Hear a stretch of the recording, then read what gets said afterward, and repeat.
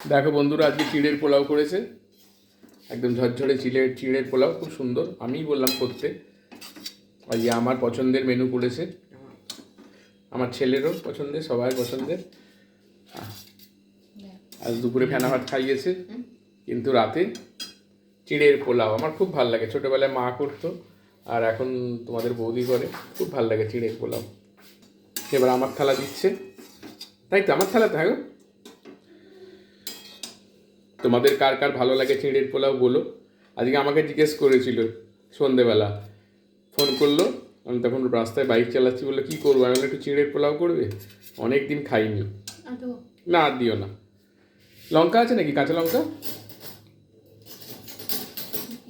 আমার চামচ দিতে হবে না, আমার চামচে খেতে পারি না, আমি চামচে খেতে পারি না, হাতে খাবো। ঠিক আছে বন্ধুরা, গুড নাইট। চিড়ের পোলাও খাই, খেয়ে জানাবো কেমন হয়েছে। টাটা।